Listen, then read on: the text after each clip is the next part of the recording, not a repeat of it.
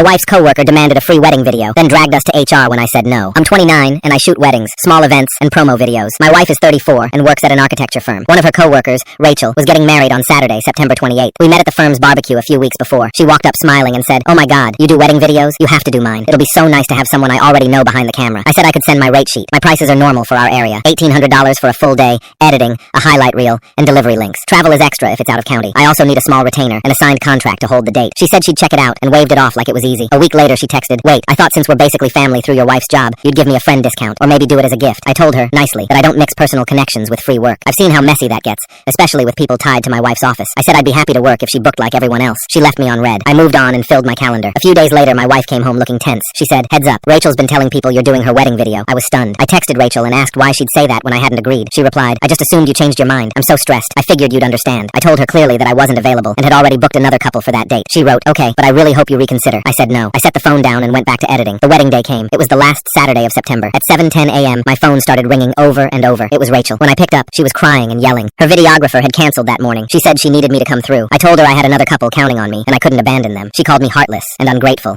after she'd always been so nice to us. I said this was exactly why I keep work and personal life separate. Then I hung up and blocked her number before the next call could hit. My wife still went to the wedding for a few hours so things wouldn't get worse at work. She said the room felt tense and Rachel barely looked at her. I told my wife to stay calm and keep the texts safe. We didn't want this turning into office drama, but we were ready if it did. On Tuesday, HR emailed my wife and asked her to come in. Rachel had sent them a long message saying I'd agreed to film and backed out last minute, and that I was tied to the firm because I'm her spouse. My wife brought screenshots. She walked HR through the timeline. Barbecue ask, rate sheet, her gift text, my no, the morning meltdown. HR asked about dates and clients and how I book jobs. I told my wife to share that I only work with contracts and retainers. They could see I'd never agreed. They said they understood and thanked her for clearing it up, but it was still embarrassing to sit there and explain our marriage to her workplace. That night, I got tagged on Facebook by a post calling out unprofessional videographers. It was Rachel's account. She didn't name me, but she tagged my business page. My phone lit up. I reported it. I contacted Facebook and had it taken down. I posted a short note on my page about availability and contracts. No names, just policy. People at my wife's office started acting weird. Some glanced at her and went quiet. A few asked if we were okay. It made my wife feel small. I told her I'd keep everything documented and let the facts do the work. HR followed up and asked for the full text thread from my phone. I exported it and sent it through my wife so it stayed inside their process. While they reviewed, I focused on my edits, answered client emails, and kept my schedule tight. I backed up the texts and the call log. I set calendar holds and cleaned up my contract template so the deposit,